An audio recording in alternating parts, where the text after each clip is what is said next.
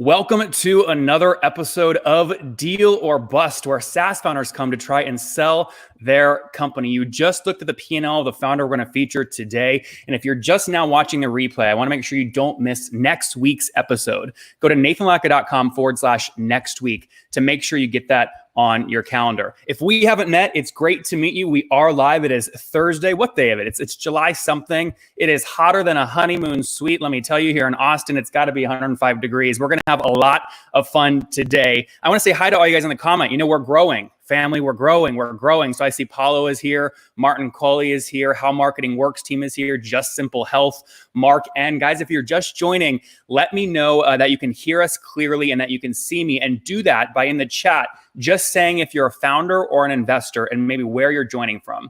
Go ahead and do that right now. A founder or an investor or where you're joining from. I'm giving you a tease right now. The P&L of the founder we're going to talk to today. He's a great guy, unbelievable business. We're going to meet him in about 6 minutes. We're about 2 minutes away from meeting the buyers. And then we're going to wrap up the show today by talking to 3 experts you guys are really going to enjoy, including Dev Basu with Powered by Search, Eric with Single Grain, also building ClickFlow, so he's walking the walk, and Yako with Winning by Design. Now, if this is your first time watching this show, here's what you missed last week. We had a founder come on, Question Pro with Vivek. He came on, he's growing a great business, and all you guys were engaging in the comments after he put up his P&L and financials. And we ultimately were working towards trying to get a deal. There's a $60 million offer live in the comments, so it truly is back and forth. And this is what people are saying about the show. Clifton is going, this is amazing. I watched all the episodes already. Thanks to the founder for being so transparent. Ebenezer on Twitter said, great show. This could be the next Shark Tank. And Brian said, aspiring entrepreneurs and founders, this is well worth the watch. So guys, we again are about 60 seconds away here from meeting the Sharks. I want to say hi to the CIC. Matt Gary is from Cape Town. How Marketing Works founder Christian is here. We've got Peter as a founder and investor, owns a cool fund. Peter, I love that. We've got Will Cannon with founder in Calabasas with UpLeads, great company. Aaron Watson with Piper Creative out there in Pittsburgh, cranking along. Michael Lazarus, good to see you as well. Riley from Seattle. Guys, we're going to have a great show today, expecting 50, 60 of you to watch. I see we're up to 130 people watching already, though. So with that being said, guys, you ready to meet the buyers? Should we jump in and rock and roll? Dev says, where are my Canadians? Where are my Canadians? Here they are. Canadians are in the house. It's great.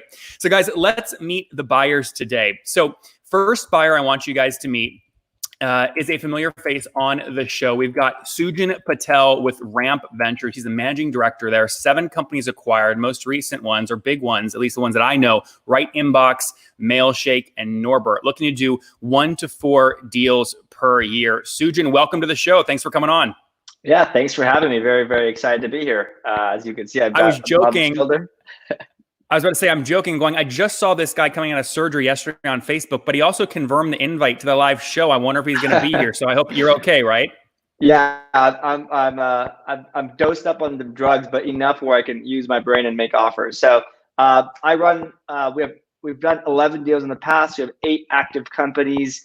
I actively look for deals. It's kind of my full-time job, and I look to usually buy 1 to 2 companies a year. That's great. And see, buyers beware. You see Sujin's arm right there. That is what happens when you make a founder an offer that is so far off, they're never going to take it. Okay. That's what happens. Just kidding. But Sujin, so you're doing well. Help us understand real quick. We haven't done this in past shows, but I want to add it to the show. Help me understand what kinds of SaaS companies you're looking for and where you get the money to buy these companies. Yeah, so I'm looking for companies in the B2B SaaS, ideally self-service. So usually under $200 MRR, average MRR. And we play in the mark tech, sales tech, HR tech. Ideally, something in those are great. Less martech, better. We get funding. Usually 30 to 40% of the funding is from myself and my co-founder, and then others are from outside investors. We've got funds secured to do pretty much as many deals as we need to. We've got kind of a surplus. We don't have a fund or anything like that.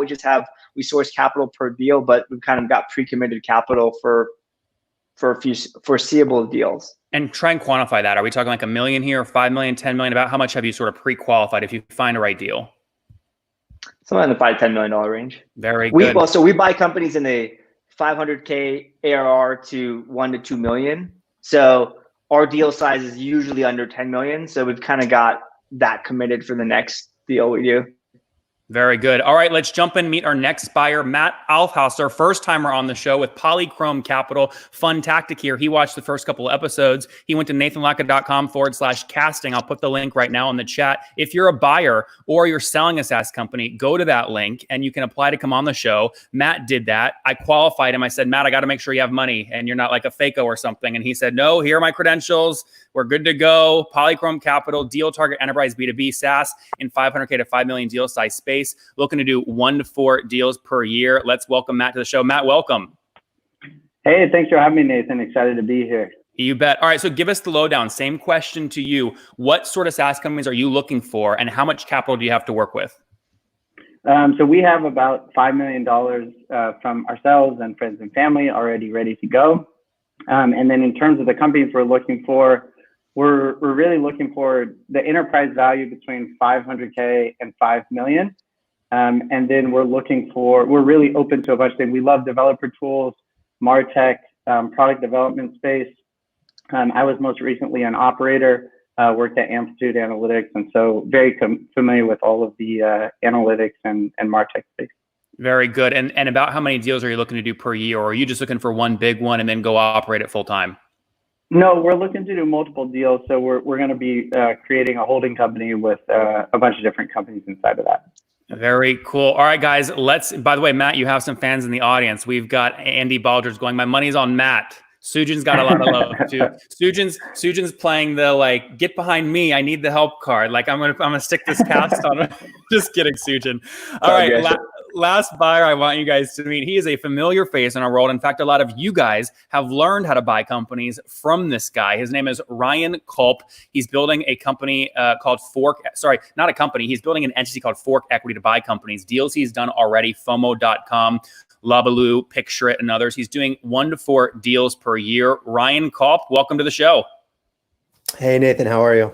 Good to see you again. So it is also, you have the same background, which means it's about 3 a.m. there in Korea. That's right. With a big feeling toasty with my water.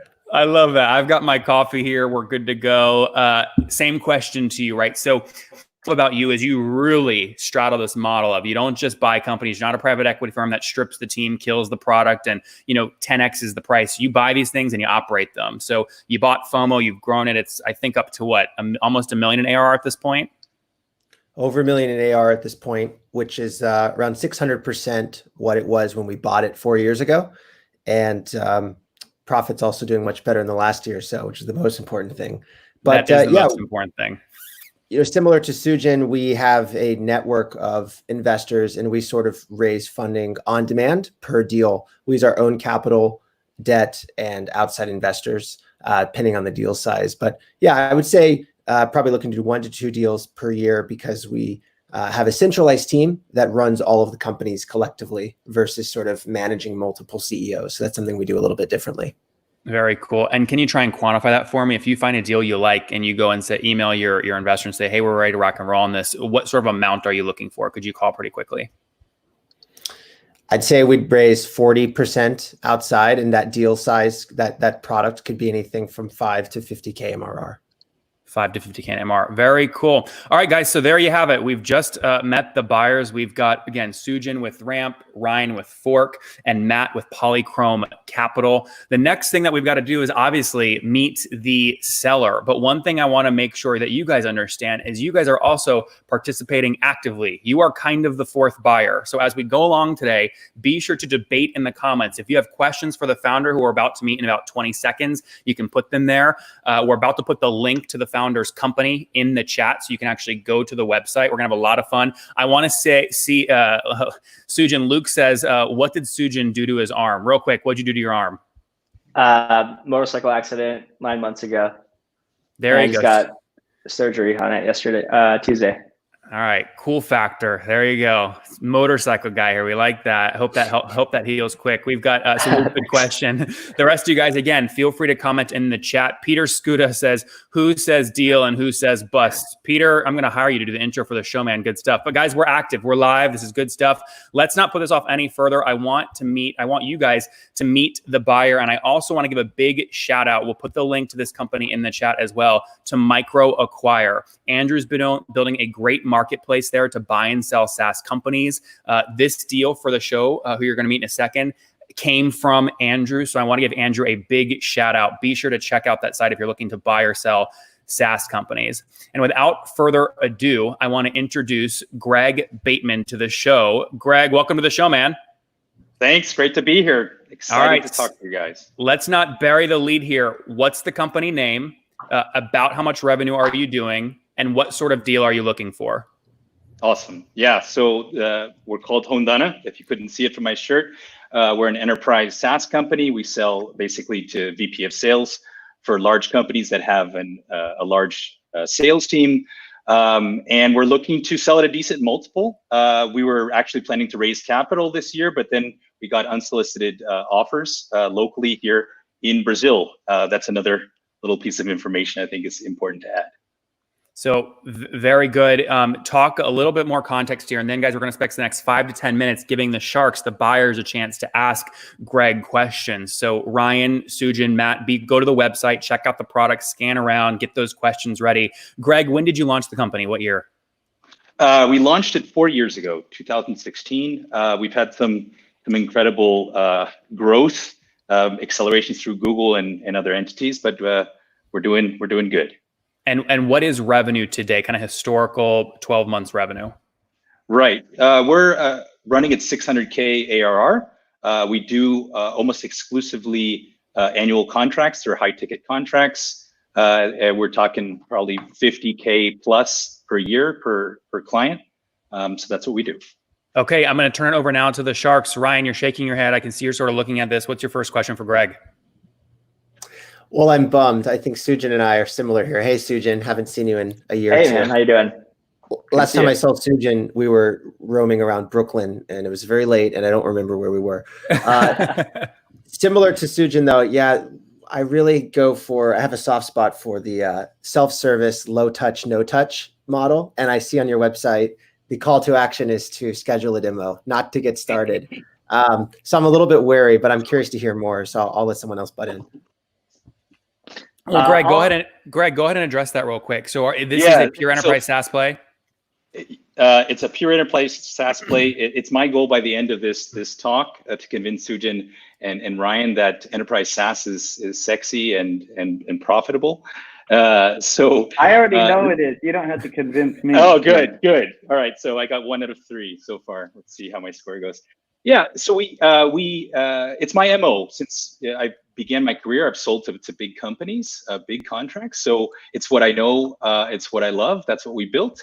But beginning middle of last year, we said, hey, we understand that growth is going to come from other channels going downstream. So we invested a lot, if you could see the P&L, a lot in R&D to get the product more self-sufficient. So it depends on the buyer, what they want to do with it. If they want to take it downstream, it would totally work. It's just, I know how to sell to the enterprise. Matt, you had a question. I'm actually just curious. I was at the P&L. You guys what does your sales team look like today? Are you guys selling it yourself? What does that look like? Yeah. So 2018, I was selling by myself. 2019, we hired a sales guy. And so that's the growth we got last year was first from him. And now we're without a sales team. So we pretty much get our clients and our leads from word of mouth. It doesn't take a lot of clients with this ticket to run a profitable business. So there's no sales team right now. So Ryan, Sujin, how do you respond to that? You like enterprise SaaS, but most enterprise SaaS sales motions, they have a sales team. So what the heck's going on here? Greg has no sales team, but they've got 650K in ARR. Yeah, my questions are more around the number of leads you guys get. Do you have a consistent flow of leads? And if so, where are they coming from? Cool. Yeah, so you could probably see from our site, it's not 100% optimized, and I'm sure any professional looking at it would say, "Wow, there's work to be done." So we get leads to our site, probably one decent lead a day. It's not a lot, doesn't take a lot, but the rest is word of mouth. So one client tells another. People know us here in Brazil, which is our primary market. So last year I think we generated about 200 leads total.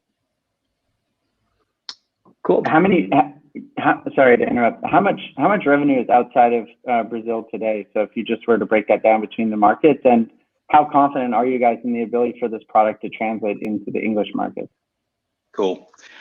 Quick answer: 0. So this is all local revenue, which is impressive if you understand that Brazil is the currency fluctuates. So it's nice that we have a higher value here. We've done, first of all, we deal with large global clients. So there's some big logos you can see from our site. And so in some cases we piggybacked into other countries, but still Brazil is the area that pays for it. We've done some tests in the US market. We've been able to charge $100 per user per month, or $1,200 per year. I estimate probably technically 2 weeks of work to port the app and the platform to work in other Latin tongue or Western languages. And we do have some content. We have a content library to translate that, probably a month or two. So it's not too much work to port it. Okay, interesting. Matt, is that a concern for, or any of you guys, is that a concern for you, right? I mean, one of the things that we see in Europe with Rocket Internet, they've been extremely successful exporting US ideas, literally copying and pasting them into the European market and scaling. This is a sort of a reverse version of that. Can you take a product that has some traction with big logos in Brazil, cross-sell into other international markets? Is that a concern for you guys, that there are no international customers outside of Brazil? No, I mean, from my point of view, it's not. So I'm very, very familiar with this type of motion. At Amplitude, we did have a free version of the product, but we actually didn't have self-serve. You couldn't do a credit card payment. So everything was enterprise sales. And I was the CRO at the company. So very, very comfortable with this motion, building sales teams. The biggest thing that we would want to do is de-risk that motion over into a new market. And so the way we would structure a deal is probably different here than traditional. And Nathan, are you okay if I expand on kind of how we would set that up? Yeah, guys, this is your show. Again, those of you all tuning in, you are watching Deal or Bust. You've just met Greg, the founder of Hondana.com. They've got a great customer base down in Brazil. They're serving enterprise customers, are doing about $650,000 right now in ARR. In about 3 minutes, we'll talk more about profits, ARPU, CAC, and some of the great questions you guys like Steve Nicoso are asking in the comments. But Matt, yeah, this is your guys' show. So if you want to sort of get into it, the goal here is for the buyers to get to the point that you can say something like, here's how I'd structure a deal. The max I would pay is this. And then there's a sort of back and forth.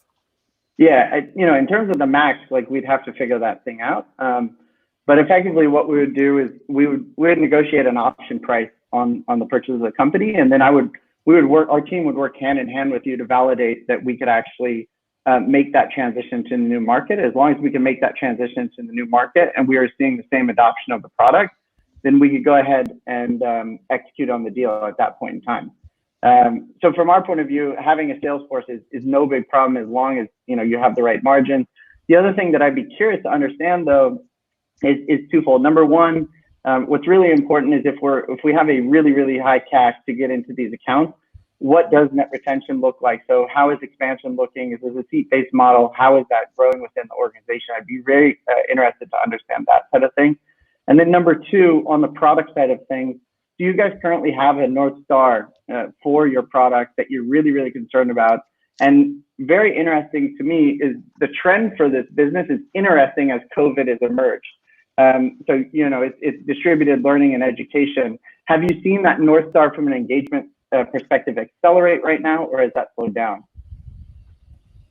Right. Let me give you a quick answer. So it's accelerated a lot, and the types of deals that are coming in seem a lot bigger. I know that's not going to make Sujin happy here, but the deals are, big banks, big automotive players, because they had a 5-year plan to do digital transformation, And now that 5 years has become 5 months. They've got to get communication channels, information out to the field, because daily these companies are changing their strategy or changing their pricing. It's really, really critical now, this type of solution for them.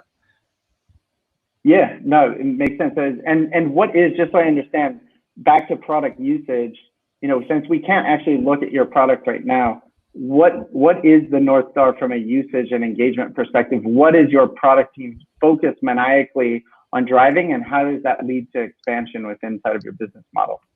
Yeah, so stickiness is the key word, right? So how do you make the product more sticky? The last 12 months, we've been working a lot on this. Essentially what we want is, we've got, just to explain, we've got two pieces of our technology. One piece is for the frontline team, the sales guys out in the field. We have a virtual coach that basically gives them the right information at the right time so they can sell more. And then for their leaders, we have a mission control panel that basically gives them all the data they need to make better decisions about the team, or even about the execution of their strategy. Those are the two pieces. We want both guys to be into the platform every day, all day, right? And so what we've done to build stickiness is putting in targets, things that they need to go refer to every day, and reinforcing more the communication channel between the leaders and the salespeople. So I think that's good that you want them to be in the platform engaged every day, but I think it's very unrealistic for a sales enablement tool to expect that they're going to be in there all day. So that feels like the wrong North Star metric for me. If I was choosing a North Star metric for a product like that, I'd be thinking about, is there, weekly consumption at a steady rate across, all of my user base? This feels more like a weekly type login product as opposed to a daily. But actually, Ryan and Sujan, they're actually growth experts. I'd love to hear from them kind of on the type of North Star they'd like to see and how they would grow a product like this, if it were a self-serve product. I'd be curious how you guys would expand this. Ryan, you have an idea? So I have a question first, I think, to wrap my head around the solutions. When I'm looking at the English translation, hit goals, I want to engage employees, more visibility. This makes me think of, I'm a Billions fan, so this makes me think of Windy Roads as a service. Is that sort of like a fair, bastardized, but fair, interpretation? That's my question for you. And my comment or concern is about what you said earlier. If there's no international customers yet, on one hand, someone in the comments says that's an opportunity, replicate, but I don't see this as just a translation issue. If it was translation only, that's just technology, that's easy.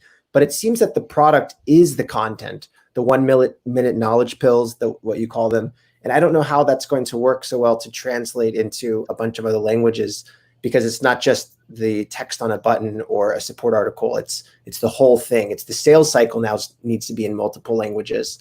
So I'm curious how you think about that, and again, about the positioning in general. Just elaborate. I haven't seen Billions, so just elaborate on that reference. Greg, we're kicking you off the show right now. Oh, yeah. I gotta go watch it. I'm already this is required reading. My Netflix queue.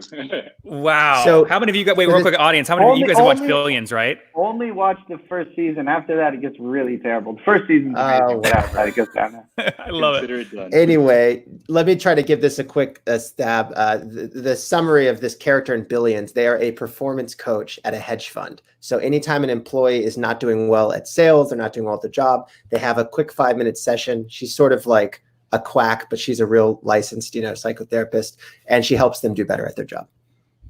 Cool. Yeah. So imagine that a little bit more. Let's think about the pyramid. So we're not talking about the performance for the CEO of the company. We're talking about performance for the people that are interacting with the clients every day. So these pieces of information aren't necessarily like this huge psychological type of thing. We're talking about a quick tip on how to upsell. We're talking about information about a new sales campaign. So it's a type of information that the sales leaders can input. Very simple interface. It almost feels like Google Forms. We do have a content library that can be leveraged and translated, but doesn't have to be. So quick lessons on how to upsell, whatever. The true magic about what we do, just to explain, is as we're capturing data all the time, we can personalize this so it becomes a one-to-one coach and only the information that's relevant goes to each user. So that's the way it works. Yeah. So yeah, sales enablement is. Oh, sorry. No, Matt, no, you're good. I just want to make sure we keep pace here, guys. So again, if you're just watching, you're watching Deal or Bust. We're talking to Greg, the founder of Hundana. He's built a company that does about $650,000 in ARR. There are profits. We've got buyers looking at and trying to figure out, is this something they might want to make an offer on, or is it just not a good fit because they don't like the market, they don't like the product, or some other reason? So we're a couple minutes away from buyers essentially establishing, are they in and making an offer, or are they out and checking out of the show? So with that being said, yeah, Matt, did you have a follow-up question there? No, I mean, I think the biggest thing is sales enablement is one of the hardest things when you have a large sales team. So I totally understand the value of this. We had a 40-person account executive team at Amplitude. So, and we had this problem ourselves, where how do we disseminate this information? But what I still haven't heard from you, Greg, what I'd love to hear, and first, I have never built a product, so please take this as respect. But I'm not hearing where the positive feedback loop, or what you're how you know that each AE that's using this software is having a valuable interaction with it. How do you measure that today? So perfect. Let me quickly answer that. So one of the big things we did the end of last year was we started integrating with CRMs. And so especially companies that keep track of sales data per rep daily, now we can cross that information with the interactions that the user's having with the platform. So we could say, oh, okay, so this user who is understanding better this subject, or gave a thumbs up to a new pricing campaign, here's how his sales grew. So we've got that positive feedback loop so that the leader can see it, but also so our algorithm can improve itself. Okay. Does that make sense? I don't know if I clarified. Yeah, I think it'd be good to get into the numbers. So let's take a look. Perfect. All right, Sujin, what number question do you have? And let's let Greg jump into some of the numbers here. Yeah, I think I'm in here on the screen. It's like, how many customers do you have, and what's your average value? Yeah, so we've got 12 customers. We've never really spent a lot on sales and marketing. So we got 12 customers. We are a little over 50,000 ARR per client. And, we're seeing right now a churn that is around 30% annual. So the numbers are pretty good. The product's pretty sticky. And how long are the agreements? Are they 12-month agreements, or are they longer, since these are such large companies? Yeah, they're 12 months. We've never tried to push for anything longer, but it's not because we couldn't. We just haven't tried. Greg, jumping in real quick though. So I mean, one of the things I asked you before coming on the show, because I knew this question would come up, was an example contract with a company so that buyers could understand the actual value of that contract. So I'm bringing that up on the screen right now. Talk about how the renewal works at the end of 12 months. Yeah, so essentially, how does it work? When we onboard a client, we give them a window to say, okay, hey, it's not working for me. I don't like it. It's usually about 2 months. After those 2 months, it goes into an annual cycle. So we've got a year of steady revenue. The client can opt out within 2 months of the end of that cycle. And we've had clients with us since day one, essentially, in this scheme. So that's how it works. I'm curious to what degree you've been able to present the product as is to prospects and sell through, or if you are kind of making customizations on each of these 12 closes. Right. We do stuff that I like to call gray label. So it's like it feels white label, but in fact, you can do all that kind of stuff just with software on the back end. So we're talking about the colors, logos, even the content. So it's all templatized, don't know the word, on the back end. So we do a higher end sale. So we charge a setup fee. It's roughly $6,000 per setup. It's not 100% needed to have success. It could be automated much better. But right now our sale is high touch. So we do a high touch onboarding process. Technically, we're talking 30 minutes of work. And Greg, just to be clear, when you're looking at the P&L here on the screen, that one-time setup fee is captured here in the one-time revenue line. Is that accurate? Yeah, that's totally it. Great. And how much have you raised?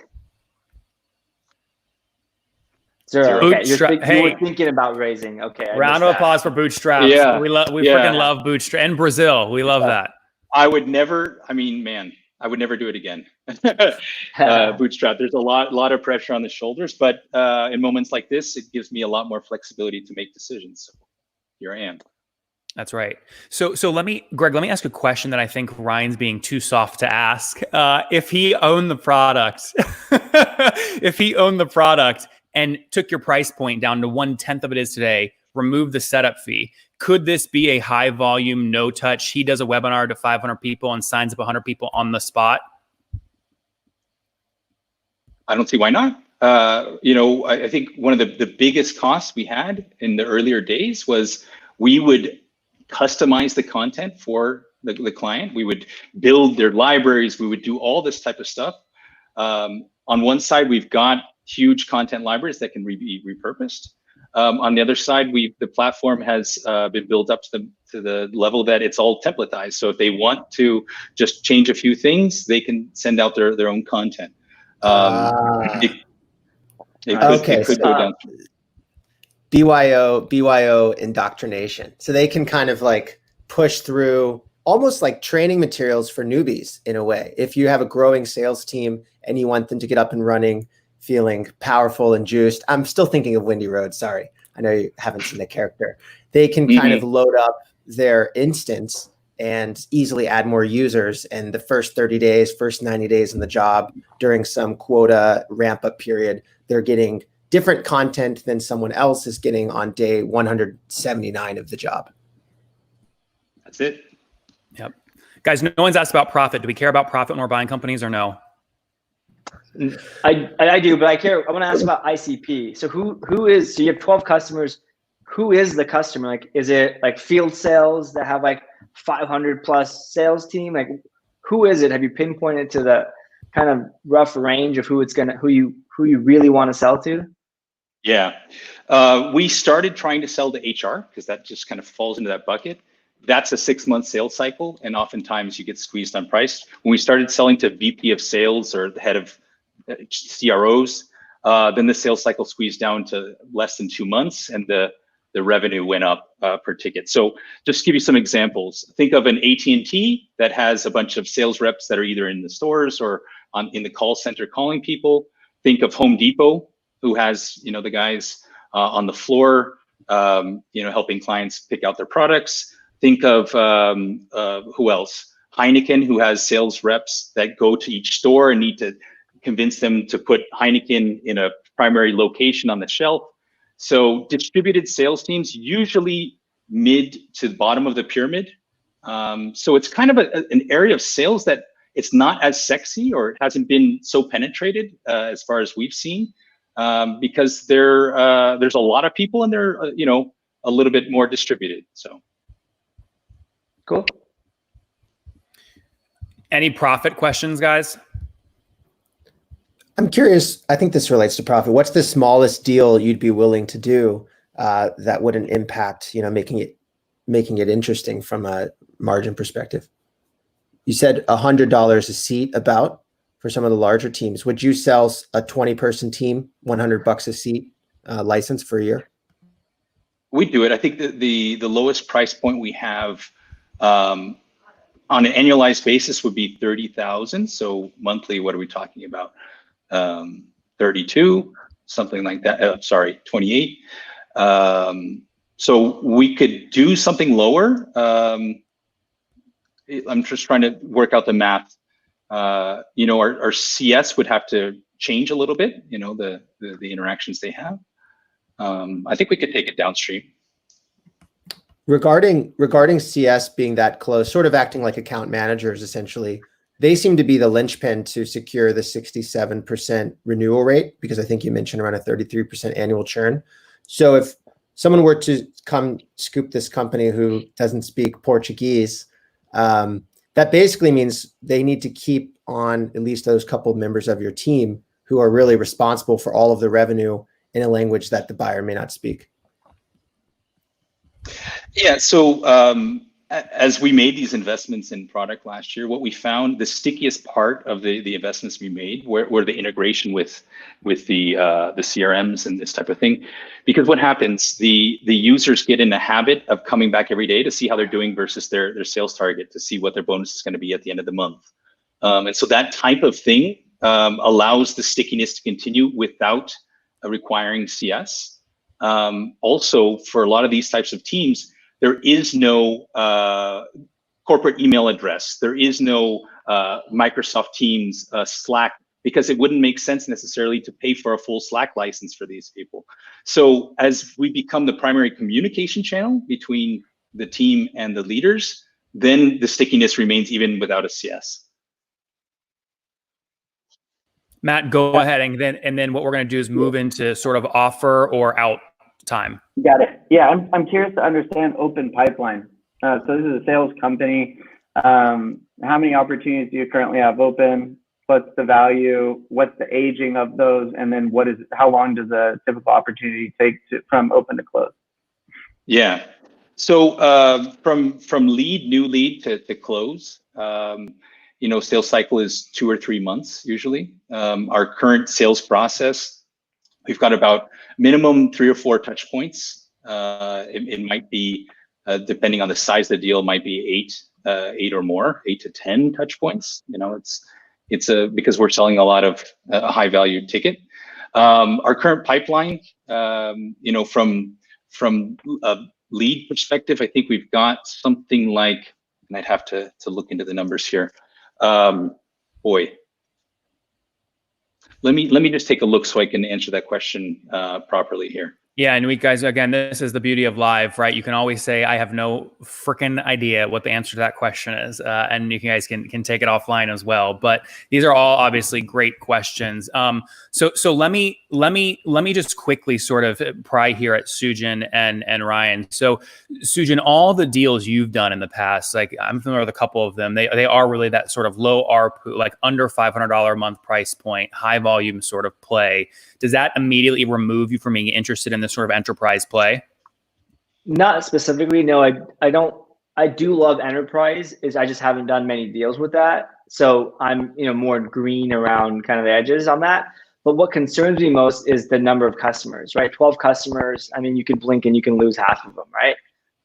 The other part is buying. I think was shown in the comments here. Buying a Brazilian entity. Also taxation and kind of.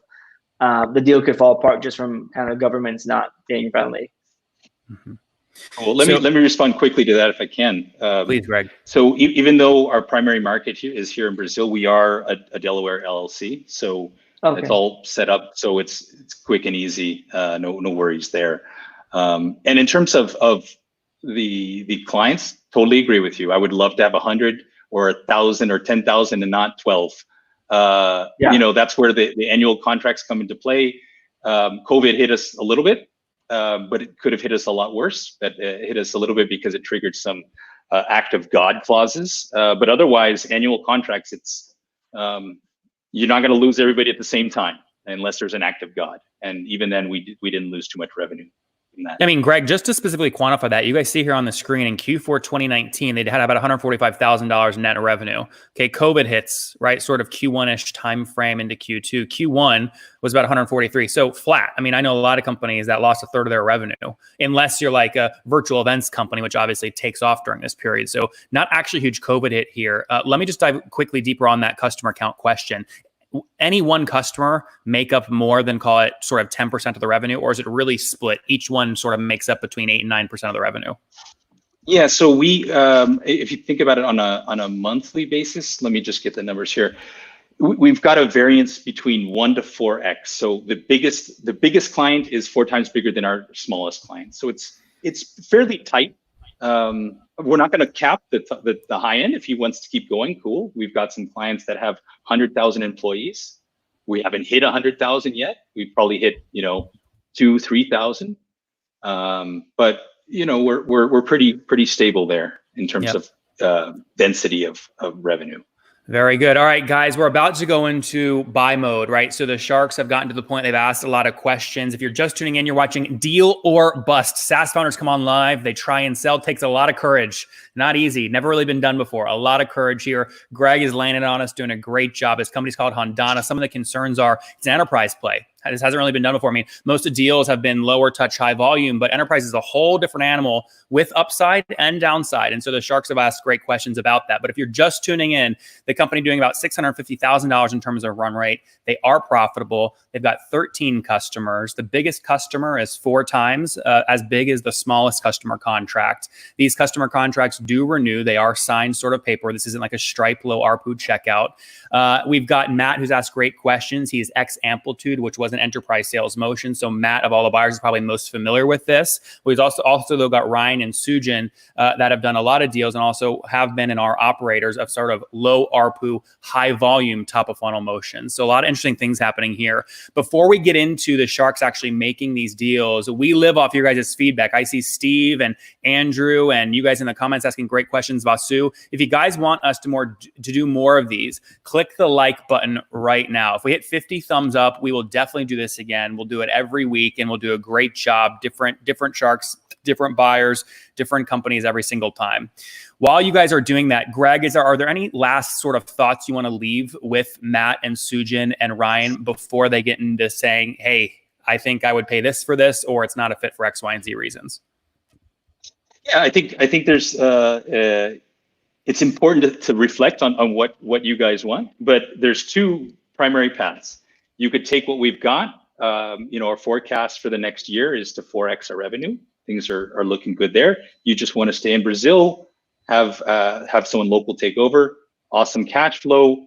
Even if you look at the EBITDA, the EBIT before R&D, above 50%, that's a cool path. The other cool path would be, hey, let's take these test points. We've been able to charge $100 per user per month in the US. Why not globalize it and see what we can get there? Will be all accelerated by injecting money into sales and marketing, which we haven't done until now. Yep. Very good. All right, guys, let's jump into that time. But first off, again, audience, you guys are a critical piece, obviously, the show. What's your prediction? Are we going to get a deal here or bust? Type in the chat right now. Greg, I encourage you not to read the comments. We'll just wait. Some will say deal, some will say... Greg's making money no matter what on this. So there's no bust for Greg. Let's be clear. That's what I say. Greg, come on the show. It's exposure no matter what. You win no matter what, right? Easy peasy lemon squeezy. And we do have a great group of experts coming up that are going to just drop value bombs. Yako winning by design, Dev with powered by search, and Eric with single grain and ClickFlow. We'll get to them here in about 5 or 6 minutes. But first, let's get into sort of the back and forth. So Sujin, let's start with you. Are you in or you out? I'd be in if there's a way to de-risk this. Again, for me, I'd look to expand this to the US or just kind of internationally. Having no customers there and being kind of low on the sales and marketing, and then the number of customers is concerning, right? So one concern is, can I keep those 12 customers or can I keep 10 or 11 of them?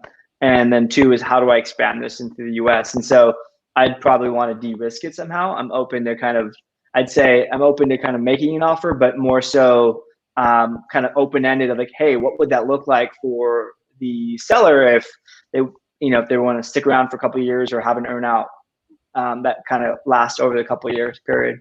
So maybe 50%. Do you want to stick around? Listen, I'm more than willing to stick around on a non-operational level. I'm also open to other mechanisms for de-risking. I think it would be worthwhile to brainstorm because there's a lot of different levers that can be pulled there. So that's my position on this. Sujin, if I put your feet to the fire here and I said make an offer, feel free to build in contingencies, what would the offer sound like? Probably around like 1 to 1.2 with 50% paid up over a couple of years, 2-3 years. 1 or 1.2 of what? Top line or profit? Top line? Top line. Sorry, no. 1 to 1.2 million is what I'm. Got it. And that half of that paid over a couple of year period. Contingent on what? Being able to move into the U.S. market and keeping 9 of the 12 customers for the first 3 years or 2 years, something like that. I don't want to like sandbag the deal to the point where like it's not going to succeed, but we need to have a de-risk of, hey, I'm putting in hard cash. There's a renewal time. It's COVID, enterprise deals, high MRR, high deal value, but not a lot of leads. And so I don't want to end up with a business that, is 50% what it is next year.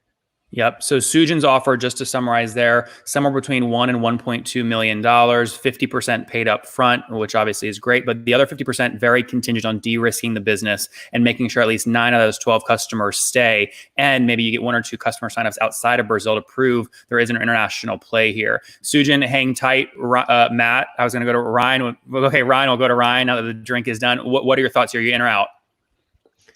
I have to be out because just a few hours ago today, I gave a talk in Seoul at a conference, and I showed on my slide the market cap of 3 Fortune 500 companies that I just told to take a walk with one of our other companies. So they were enterprise projects, they were paid pilots, they were up for renewal, which meant lots of phone calls from me at 3 a.m. in Seoul. I didn't want to do that, so I said, you got to sign up for self-service or go away. Of course, they're not going to sign up for self-service. So I'm just not the right person. I can't handle the enterprise like on a philosophical level, although it is very exciting to have a huge client that you only renew once instead of someone who can click cancel 365 days a year, my normal field. But I have to be out because I'm just the wrong person. Brian Culp, Fork Equity, thank you. All right, Greg, any response to Ryan's feedback there before we go to Matt? Listen, I feel the same way on the opposite end. I know enterprise sales. I feel comfortable. I would never go downstream unless I had to. So I respect his position. Matt, let's go to you again. We've got Sujin's offer, sort of contingent on a couple things. You were ex-Amplitude. You saw the growth of Amplitude. I think a lot of us know the success of Amplitude. You're now buying companies. You understand the space. What are your thoughts, in or out? It could be in. Pretty similar to Sujin, actually. We'd have to de-risk this, as I said at the top of the call. But man, sales cures everything, and the EBITDA that you've generated in the business is real, and that could absolutely be used to make the transition into bigger markets and potentially build some sort of front door that people could actually get into the product a little bit easier. You might surprise yourself and maybe not get revenue on the bottom end, but at least open up some accounts with some free users.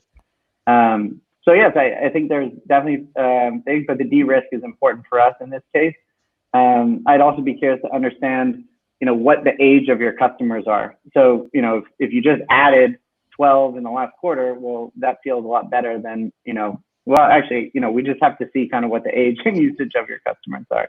But yeah, we'd definitely be interested in talking further. So Matt, can you sum up an offer now, or you think Sujin's is the best he's going to get? So it would be, we'd be ready to do, 4x EBITDA. So probably right around the 1.2. And then what we would do, we'd put an option on that price. The option would be contingent on milestones, and we would actually invest money to validating, that. So we would invest, $30K or whatever it might be, plus time and effort from our side. Once we validate that, then we'd exercise the option and pay you right out then and there. So you don't have kind of half now, half later. So I think that's pretty founder friendly. And, if you believe in the business, Greg, then, we can get aligned and make a good deal there happen. And, all parties have skin in the game in that world. Greg, 4x EBITDA is nothing. You did 15,200 in EBITDA last year. Sorry. So Excuse me. Sorry. Gross profit. I'm sorry about that. We're at 1.2, right around 1.2, excuse me. So that would be what, like 2 to 3x gross profit, Matt? That's what you're offering? Yes. Excuse me. Sorry about that. Okay. So Greg, and Matt, Sujin articulated some of his contingencies, right? He wants to make sure at least 9 to 12 customers stick. He wants to see sort of international expansion play. Can you sort of quantify if you do have any sort of contingencies, and what do they sound like? Yeah. So I believe in the business. I believe in our ability to port to other regions. I believe in it strongly. I'm totally open to this type of contingency. What I would say is, if we think about some sort of earnout, I can't put all the eggs in a basket that I'm not holding. So we'll have to kind of figure out the logistics of this. But I'm certainly interested in talking with contingencies. In terms of valuations, got to be honest. We were preparing at the beginning of the year to do a VC round, and certainly valuations, we were looking at something a lot higher than this. But I think we need to sit down. Greg, what valuation were you seeing? Yeah, so I mean, we weren't seeing it yet because we hadn't started our roadshow. But in terms of enterprise SaaS, we were looking at 8x top line, 10x top line. I understand that Brazil for foreign investors looks a little bit risky, but even local investors are giving that type of valuation. So this is kind of what we were looking at before. Yeah, there's a big, that totally makes sense. And actually I'd say even post-COVID, that's probably a going rate for VC investment. But when you're going to the buyer end, especially at a public, smaller market, sub 1 million, sub 5 million, it's sub 10 and then sub 1, you add a lot of risk factors. And so I'd say, somewhere between 1 to 3x revenue, top line revenue, or Matt's offer of more 4x, ultimately comes out to a similar price point, is more accurate just because of the risk factors, regardless of Brazil, regardless of the product. I think it's just the size of the business that probably determines what the factor is. But yeah, just FYI, from my perspective, I think that's how I see things, because you can afford to pay 8 to 10x on revenue or anything, and actually make money on the other end. And Greg, in the case where you're getting 8x revenue, they're buying into you doing it for the future. That's completely passive for them. So, absolutely, man. If you're gonna stay and be the CEO, dude, let's talk. Because I'd love to do that. And you've already proven you can do a good job. So, yeah, there's a lot of people who would definitely be with you on that ride. So Greg, decision-making time, right? You're getting big valuations early in the year. COVID hits. You've seen how Sujin and Matt, it sounds like they're coming in right around the same area, which is between 1 and 1.2, some portion paid up front, another portion paid out over a short amount of time, call it 6 to 8 months, contingent on keeping the 12 current customers and expanding internationally. Is that a sort of offer that you like to take? I think it's worthwhile to discuss. What I think, hey, this is the amateur. I've never sold my company before. The same way we want to put contingencies to protect you guys. It would be interesting to think of upside. If we could smash through your expectations and we could reach milestones. So, how can we make this a 5-8x deal? I would love to discuss that. I would definitely. I'll put a sliding scale on the option price. If you guys do, so we'll lock in on the low end of price. If you guys obviously outperform during that time and you lock in multi-year agreements, absolutely, man, I'll pay up on that. The big thing is in this game, if you can get longer term contracts, 2 and 3 year contracts, and you're basically guaranteeing the 4 of you, absolutely. But you haven't proved that you could do that yet, but I think you can. Mm-hmm. But if that's something we could prove in the next 3 to 6 months, then you could get a lot more for this business. Cool. All right. Very good. So guys, look, these kinds of things. Sujin, do you want to wrap up with a thought here before we wrap up this part of the process, before we go to the experts?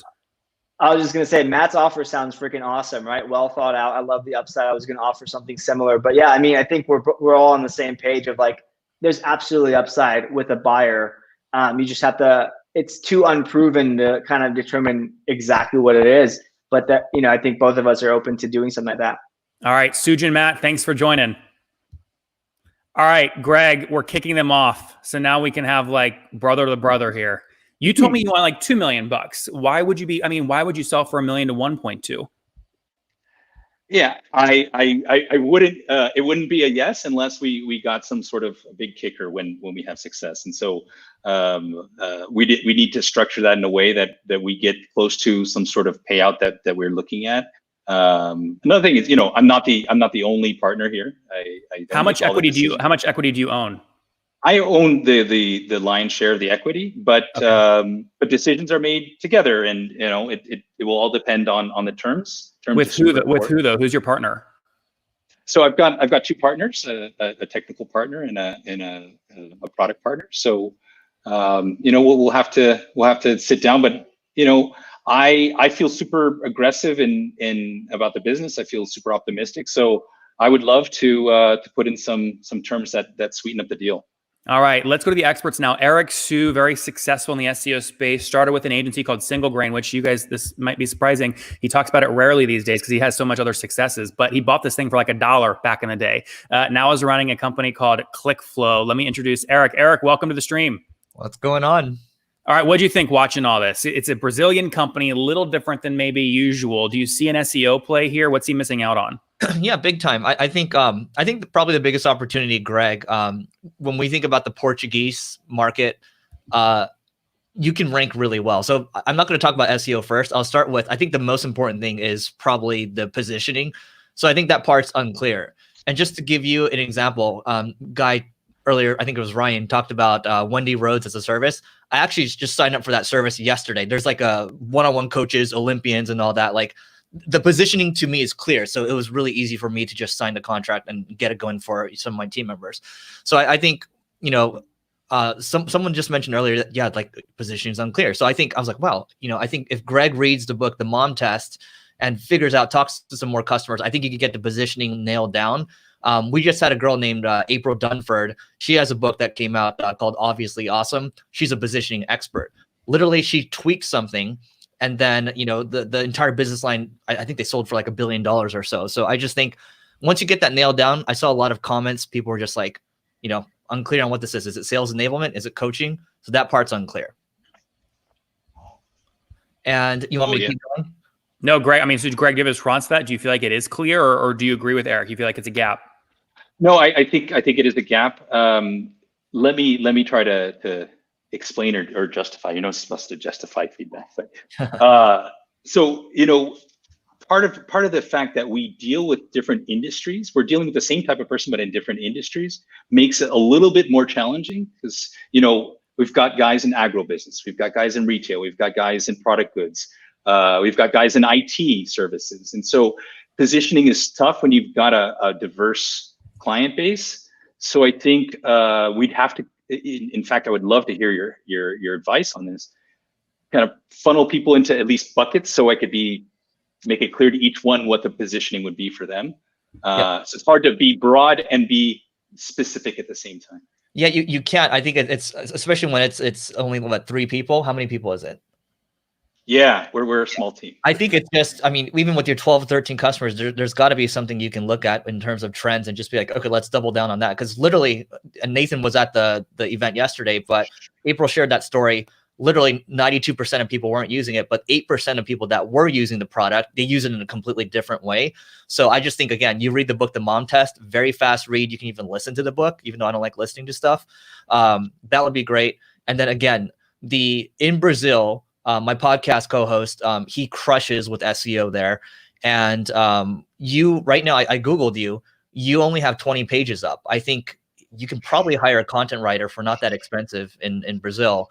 And I think you would do really well because I don't think a lot of people are talking about this stuff. So open market for you, open blue ocean.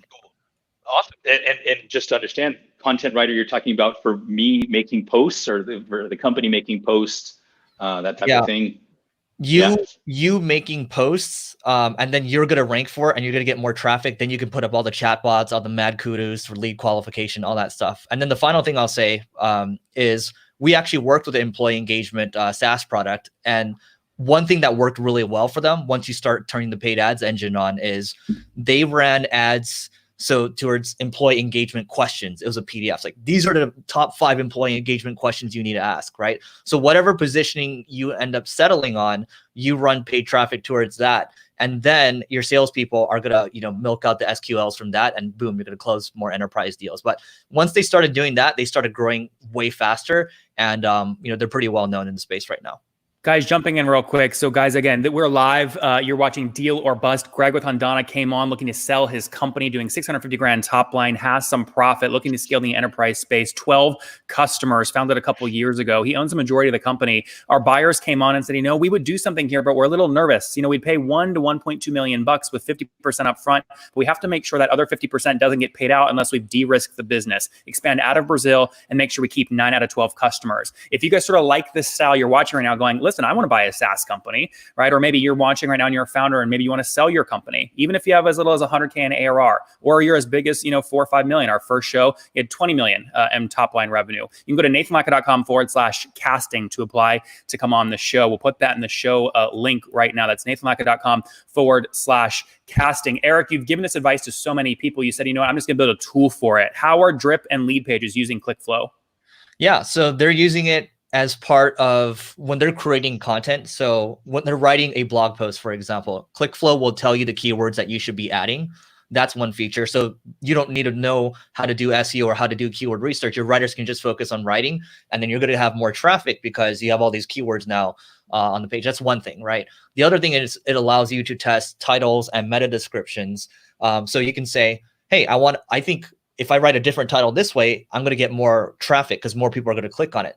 We're actually going to be able to measure that for you. And so it does things that a lot of other tools don't do. So we just tried to fill the gap there. All right, Eric, thanks for your feedback, man. Appreciate you coming on. Yeah, thanks for having me.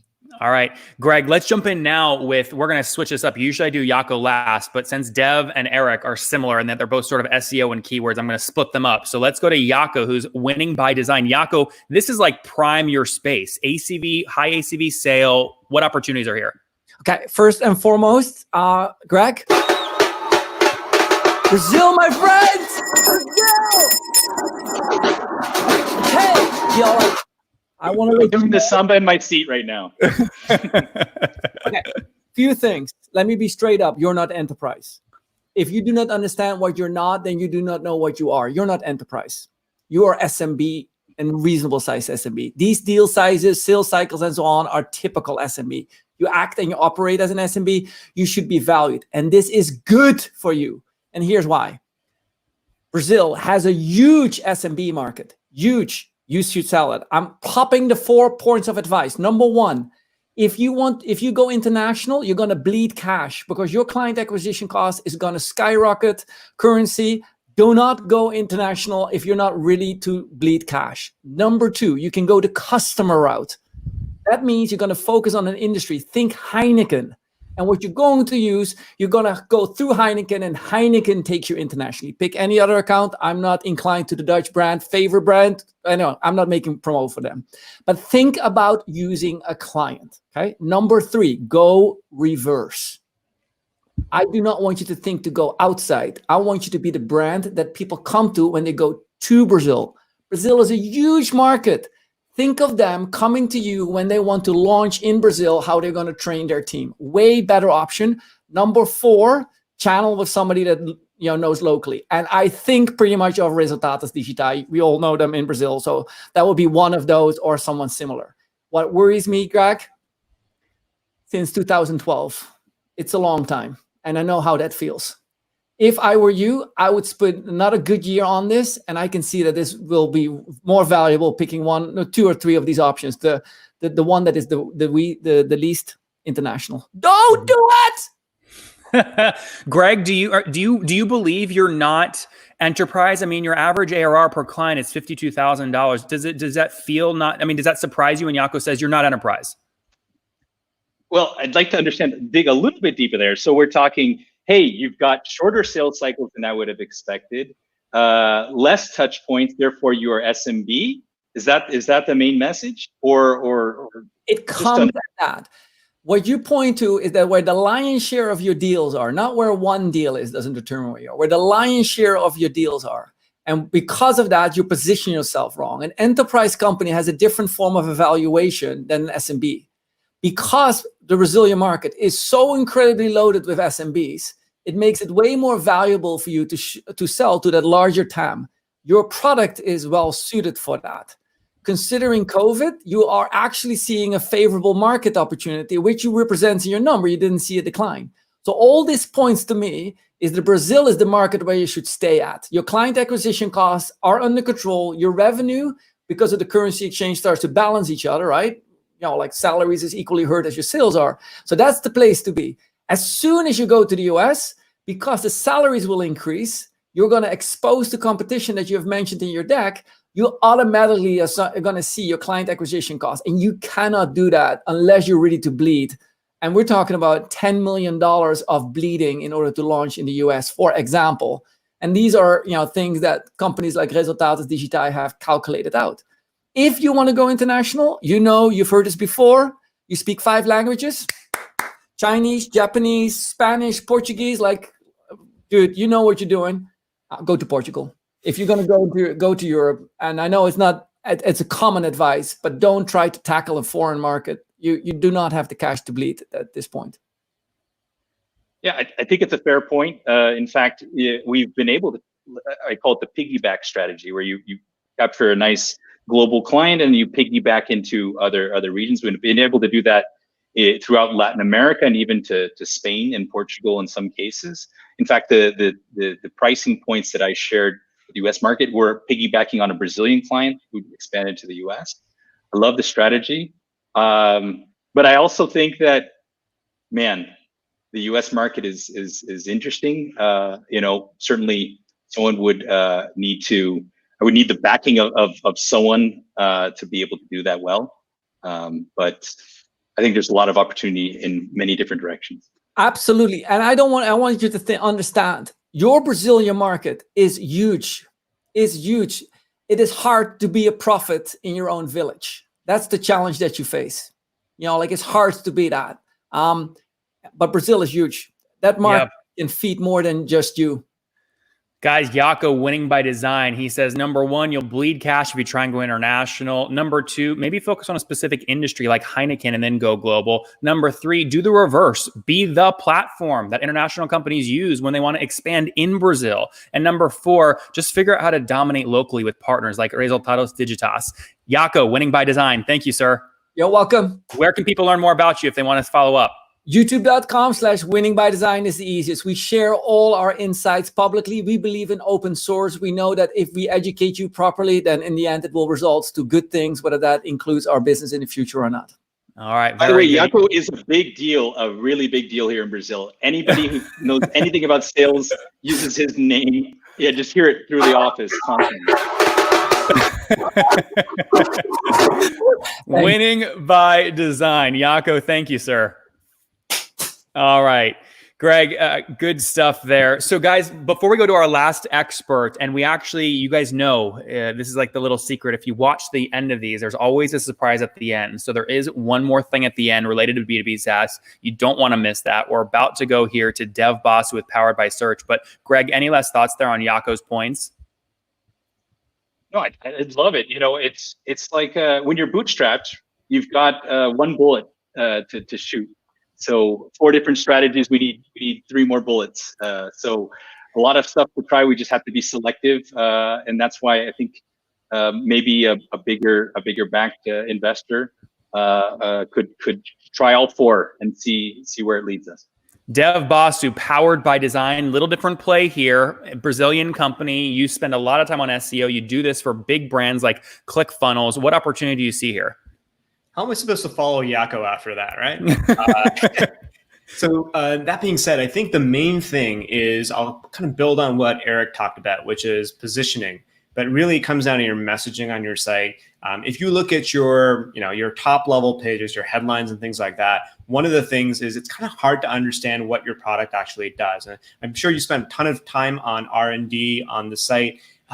Bring that beautiful product up to the top. Showcase some product shots as well. One of the things that might help you do this is something called a jobs to be done interview. That's basically where you go to your 12 clients and go through and actually understand what was going on in their life that made them buy. And the second thing is a way for you to be able to outline who this is for. In sales, there's 3 questions, and Jaco will appreciate this, that you need to answer. Why buy anything? Why buy now, and why buy from you? And the site needs to be your best salesperson in terms of messaging to be able to sell that through. You can answer that using content. And to Eric's point about a content writer, what we would do is specifically kind of look at the 10 biggest questions that pop up in your demo process. You should have an article that you can send your prospects to on a blog that they would like reading. And that's going to help them become more educated and motivated as you move along. Look, dude, I totally understand how difficult it can be to sell to multiple different verticals and job titles. So we came up with something called the SaaS Authority Architecture. And the thesis is very simple. There's only 3 types of buyers in SaaS.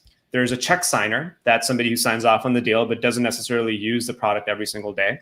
There's a manager, and all they care about is making sure that their teams are on track. So they care more about reporting, being able to get alerts and things like that. And then there's a daily user. And that might be, in your case, salespeople, right? Folks who are going to be getting the coaching effectively. And so if this was CRM, the big thing in CRM that people want, if it's a salesperson, is how easy is it to use? Does it make my life easier and better? So the way we do it, and many other companies do this as well for in SaaS, add a who it's for page and start thinking about the specific features and benefits that a check signer, somebody at the C-level, VP of sales might see and benefit, down to the daily user. So what kinds of benefits does a sales rep actually get? And what kinds of problems did they say they have that your prospects are sharing with you? You can get this from your customers basically as well. But that might be sort of the spark point on which you can build the rest of your entire content strategy and go from 20 pages on your site to a few hundred. And now you got a fishing net to be able to acquire as many people as possible. Plus you do this in Portuguese and it is so easy to rank. Greg, what do you think?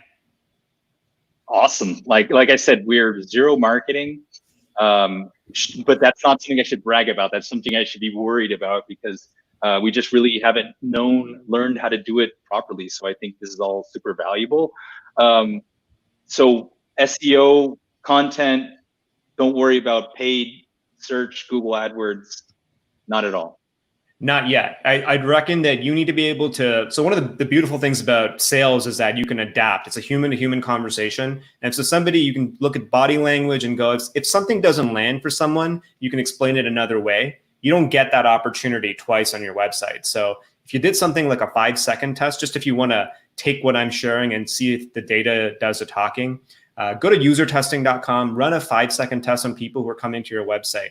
And actually ask, so the idea is you look at your screen for 5 seconds and then it goes blank and you ask people what they remembered and what they think the company actually does. That'll showcase that you have a positioning and messaging problem.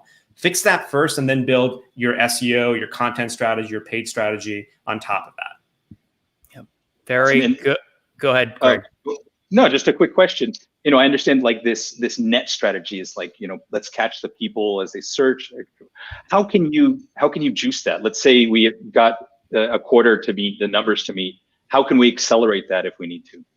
But that's where paid can come in real handy. But the content is first. You have to have something to say, right? And how you figure out what to say is from the problems that you discover in the sales process. And this is true, but we know this is true because we're reviewing demo calls through Gong or Chorus for many of our clients. And that's where we get a bunch of our copy and content ideas for what we do at Powered by Search.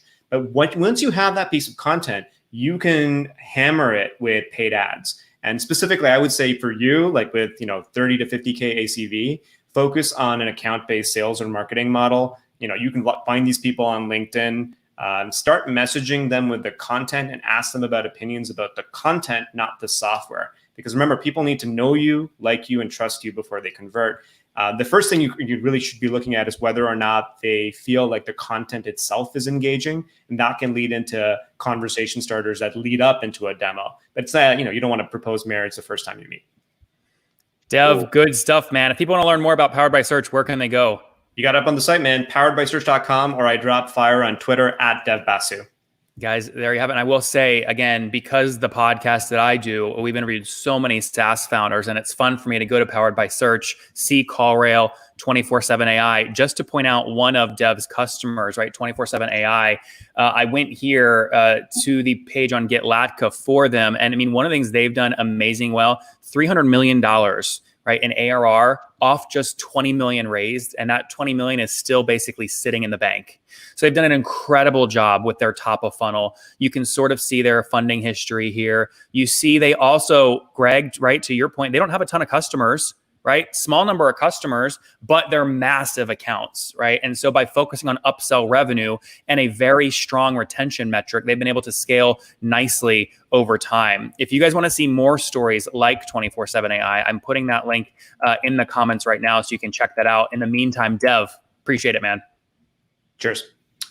All right. So, Greg, before we wrap up with one more thing that I think a lot of B2B SaaS founders are going to go, what? I had no idea this existed. Sum up your thoughts on this. So I'm going, Greg, you got to come on the show. I think you have a great business. I'm going to have some buyers lined up, and you're going, what is this Nathan guy selling me on? You've kind of just gone through it. What's your reaction? Yeah. Yeah, it's a Shark Tank, right? It's hard to have the answers to all the questions. No, I loved it. Exciting, good questions, great tips. I'd love to apply all that. Lots to take home. What I would say is, I would want to find out a way to make the deal size a little bit bigger, or a lot bigger than they had presented. But hey, nothing's off the table. Let's discuss terms, and let's see what we can do with that.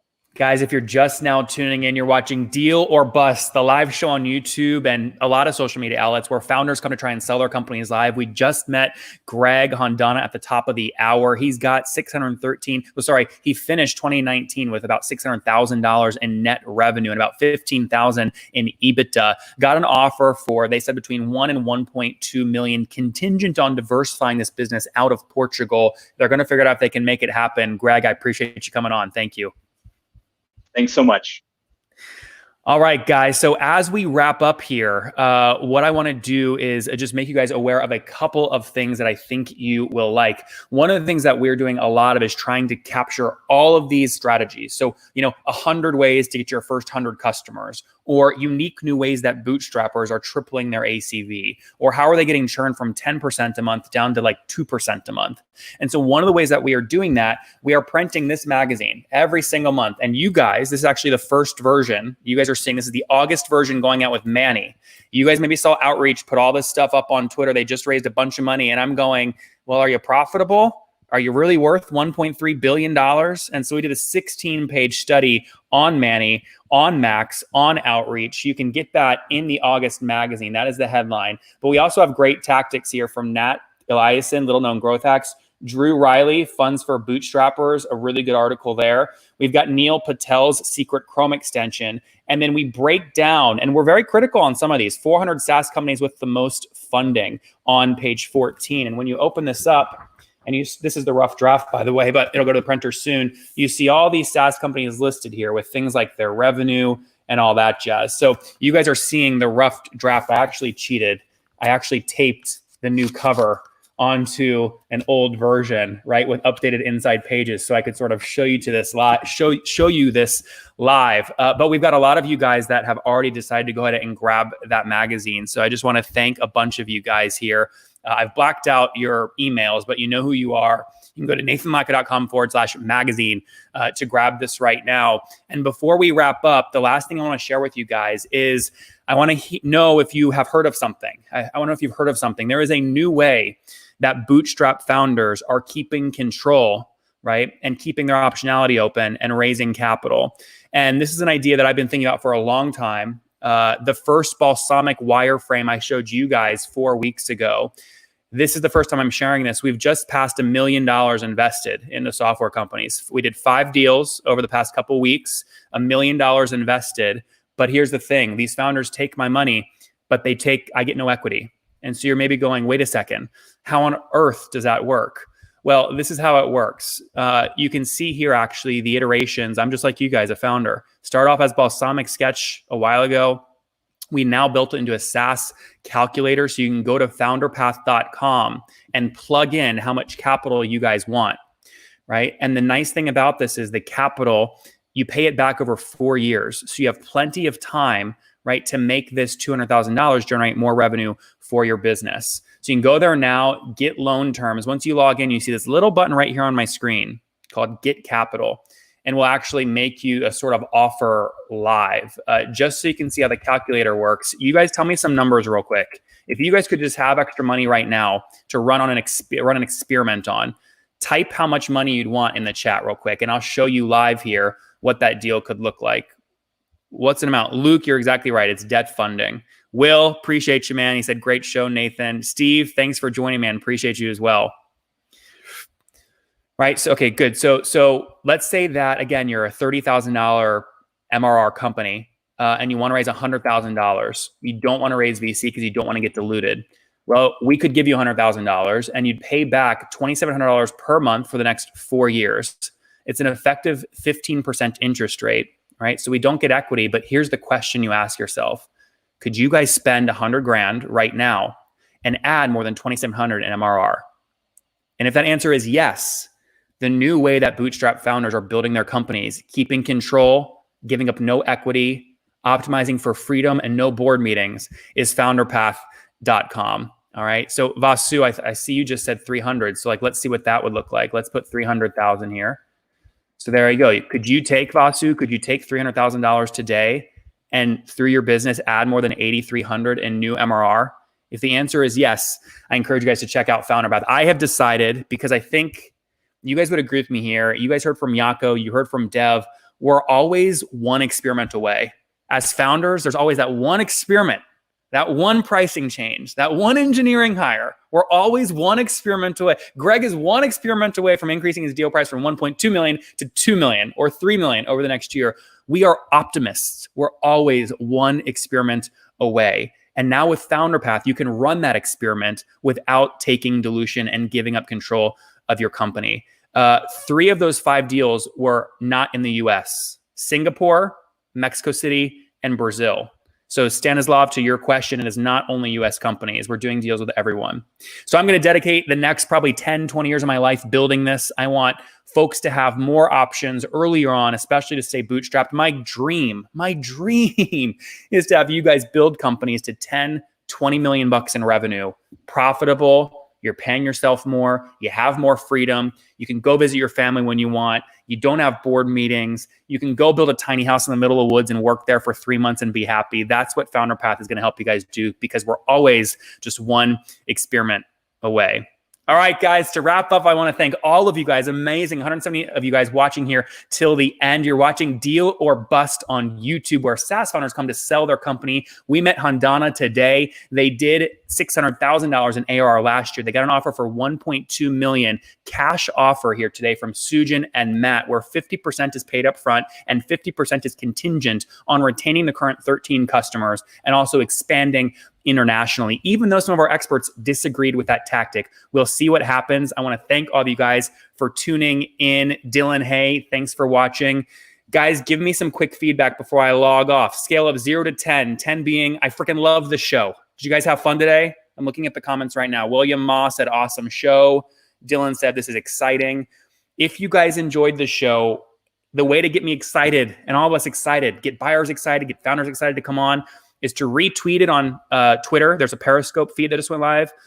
Click like here on YouTube. Make sure you subscribe below so you don't miss future episodes. The way you do that is right here. There is a subscribe button, which you should be able to see right there. And then click the little bell notification icon. That will make sure that you actually get notified every time we go live. If you're on Facebook, click like and share. And again, if you're on Periscope, like and retweet on Periscope. Here's what a bunch of you guys have been saying about the show. Again, Clifton really enjoyed this. It's like the new Shark Tank. Eben is a great show. Next Shark Tank. Brian, aspiring entrepreneurs and founders. It's well worth a watch. So guys, from my founder heart to yours, again, I want to say thank you. Vasu says 15 out of 10. Richard said 10. Matt said 10. Jeff said 10. Martin said, awesome, bro. Guys, Nathan Lackey here, founderpath.com. Founding for new founders, because we're always one experiment away. Take care, guys. See ya.